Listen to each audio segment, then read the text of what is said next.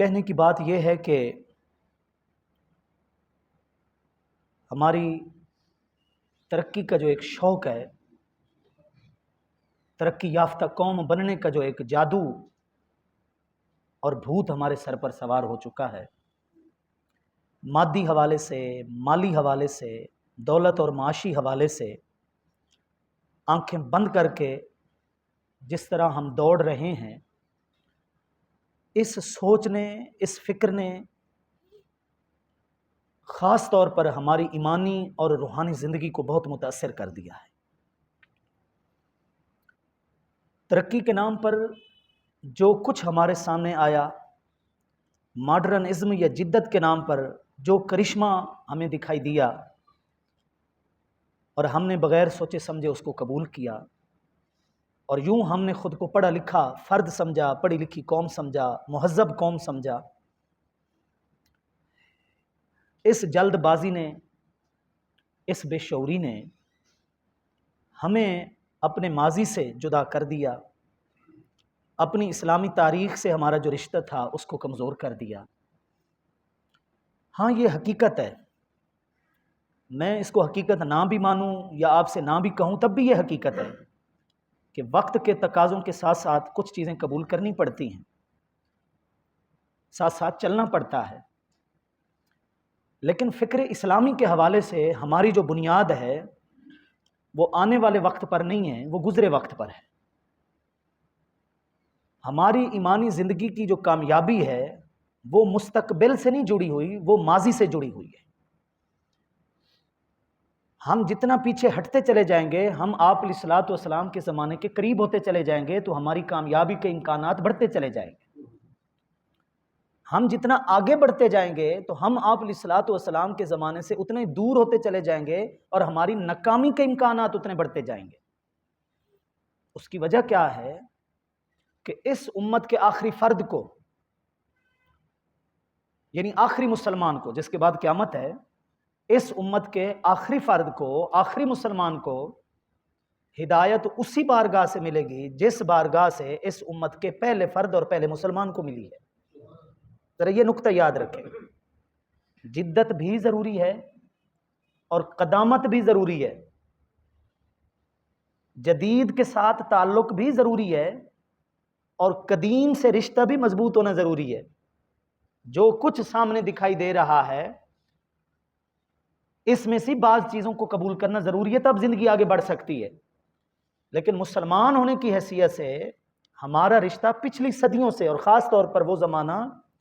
جسے آپ علیہ السلام نے خیر القرون فرمایا کہ سب سے بہترین زمانہ میرا زمانہ ہے، آگے تاریکیاں ہیں، آگے اندھیرے ہیں، اور مثال دی کہ رات جیسے شروع ہوتی ہے تو رات کا آنے والا ہر پہر پہلے سے زیادہ اندھیرا لے کر آتا ہے، تو ہر آنے والا دور پہلے دور سے زیادہ تمہارے لیے اندھیرا لے کر آئے گا۔ روشنی کہاں سے ملے گی؟ آپ علیہ السلام کے زمانے سے ملے گی، آپ علیہ السلام کی سیرت سے ملے گی۔ جن کی براہ راست تربیت آپ علیہ السلام نے فرمائی ہے ان کے تذکروں سے ملے گی، ان کی سیرت سے ملے گی۔ یہ میں نے تمہید کیوں باندھی؟ بات شروع کرنے سے پہلے یہ بات میں نے آپ سے کیوں کی؟ اس لیے کہ اہل بیت اطہار کا تذکرہ ہو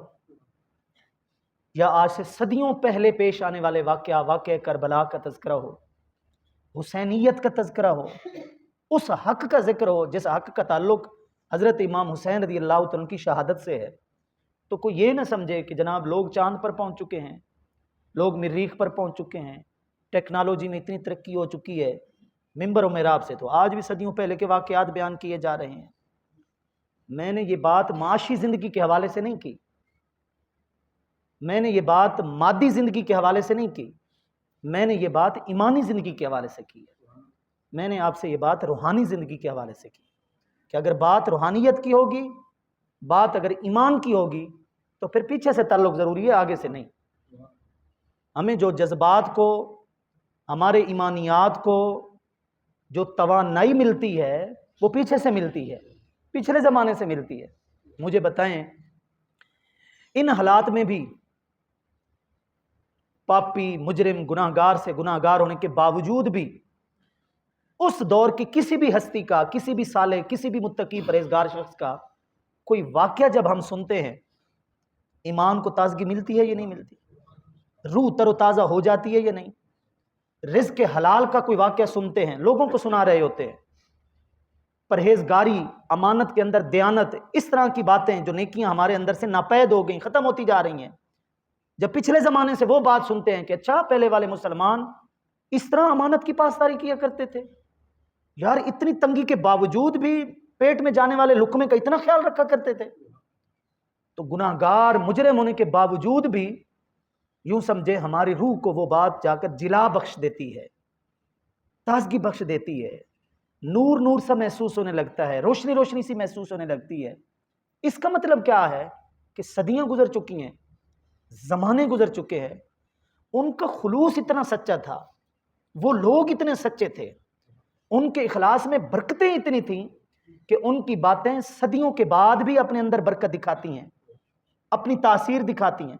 حالانکہ جو سنانے والے کی زبان ہے، جو سنانے والے کا عمل ہے، جو سنانے والے کا اپنا کردار اور حال ہے، وہ بھی پتلا ہے، لیکن ان لوگوں کی باتوں میں برکت اتنی ہوتی ہے کہ سننے والے کے دل کے اندر تاثیر آتی ہے، اس کو ایک عمل کے لیے جذبہ ملتا ہے، اس کو اصلاح کا ایک نیا موقع مل جاتا ہے، اور وہ بات ایسی اثر انداز ہوتی ہے کہ لوگوں کی دنیا کی کایا بدل جاتی ہے۔ یقین کریں، بد سے ایک دم نیکی والے رستے کے اوپر وہ لوگ چلنا شروع کر دیتے ہیں، سچے دل سے توبہ طائب ہو جاتے ہیں، اللہ کے قریب ہو جاتے ہیں، کوئی ایک بات سن کر، کوئی ایک حوالہ سن کر۔ تو اس لیے ان تذکروں سے رشتہ توڑنا نہیں، ان تذکروں سے ہمارا رشتہ جڑا ہونا ضروری ہے۔ آپ یہ بات دیکھیے، قرآن مجید کے نزول میں اور جناب حضرت ابراہیم علیہ السلام کی حیات ظاہری میں 2500 سال کا کم از کم فرق ہے۔ یہ میں محتاط بات کر رہا ہوں آپ سے، ورنہ اس میں کوئی حتمی بات نہیں ہے، احتیاطی حوالے سے جو صدیاں، جو زمانہ، جو فاصلہ ہے، میں اس کی بات کر رہا ہوں، احتیاط اسی میں ہے۔ 2500 سالوں کا فرق ہے، کئی صدیاں حضرت ابراہیم علیہ السلام کے زمانے کو گزر چکی تھیں، تب آپ علیہ السلام تشریف لائے ظاہری طور پر، اور قرآن مجید نازل ہوا۔ لیکن قرآن مجید میں تو 70 سے بھی زائد بار جناب ابراہیم کا تذکرہ ہے، بلکہ پورے کا پورا رکن اسلام حج کی صورت میں جوڑ دیا گیا، عمرے کے ارکان کی صورت میں اس مقام کے ساتھ ہمیں جوڑ دیا گیا۔ کس لیے؟ کہ ہم جتنی بھی ترقی کر جائیں، اللہ کو منظور یہ تھا کہ میرے محبوب کی امت آخری امت ہے، قیامت تک اسے ہی اب امت رہنا ہے، نہ کوئی اور امت، نہ کوئی اور نبی۔ لیکن جس ہستی کو 2500 سال گزر چکے تھے، اتنا کثرت کے ساتھ قرآن میں پھر بھی ان کا ذکر کیوں کیا؟ تاکہ میرے محبوب کی امت اپنے محسن حقیقی کو نہ بھولے، اپنے جد اعلیٰ کو نہ بھولے۔ جب جب قرآن پڑھے گی وہ 2500 برس اور کئی صدیاں پیچھے جائے گی، اور اسے پتہ ہوگا کہ مجھے تازگی یہاں سے ملے گی، مجھے ہدایت یہاں سے ملے گی، میرے جذبوں کو تسکین یہاں سے ملے گی۔ اس لیے یہ 1400 سال کیا گزرے ہیں، 1400 سال اور بھی گزر جائیں، یہ 14 صدیاں کیا بیتی ہیں، 14 صدیاں اور بھی بیت جائیں، لیکن پھر بھی حق کو سمجھنے کے لیے، سچ کو پرکھنے کے لیے، صراط مستقیم سے آشنا ہونے کے لیے، غیرت ایمانی کے جذبات کو تازہ دم رکھنے کے لیے واقعہ کربلا کا ذکر پھر بھی ضروری ہے، اہل بیت اطہار کا تذکرہ پھر بھی ضروری ہے، آپ علیہ السلام کے خانوادے کا، آپ علیہ السلام کے گھرانے کا ذکر پھر بھی ہمارے لیے ضروری ہے۔ معاشی حوالے سے نہیں، میں پھر دوہرا رہا ہوں، مالی حوالے سے نہیں، مادی اور ظاہری دولت کی ترقی کے حوالے سے نہیں، روحانی ترقی کے حوالے سے، ایمانی ترقی کے حوالے سے، آخرت کی کامیابی کے حوالے سے۔ اس لیے جیسے بحیثیت مسلمان رب کے ساتھ ہمارا رشتہ ضروری ہے، اللہ تعالیٰ کے پیارے حبیب علیہ الصلوۃ والسلام کے ساتھ ہمارا رشتہ ضروری ہے، ایسے ہی آپ علیہ الصلوۃ والسلام سے نسبی حوالے سے، خاندانی حوالے سے جڑی ہر چیز سے ہمارا تعلق ضروری ہے۔ جیسے اللہ کی ذات کا سب سے بڑھ کر ہمارے دل میں احترام ضروری ہے، اس کے بعد عزت رسول علیہ الصلوۃ والسلام ہمارے دل میں ضروری ہے، ایسے ہی آپ علیہ السلام کی تربیت یافتہ جماعت، چاہے اصحاب کرام کی ہو، چاہے گھرانے سے تعلق رکھنے والے اہل بیت اطہار کی جماعت ہو، ان کا احترام، ان کی عزت و توقیر، وہ بھی ہمارے دل میں ضروری ہے۔ اور صرف ضروری نہیں ہے، ہمارے لیے بھی ضروری ہے پھر ہم پر یہ فرض ہے کہ ہم آنے والی نسل کو وہ منتقل کریں. جیسے ہم آشنا اپنے آبا و اجداد سے ہم نے یہ سیکھا، ایسے ہی ہمارے اوپر ایک بہت بڑا پاکیزہ فریضہ ہے کہ ہم اپنی اولادوں کو اور اپنی نسلوں کو یہ احترام ضرور سکھائیں، یہ ادب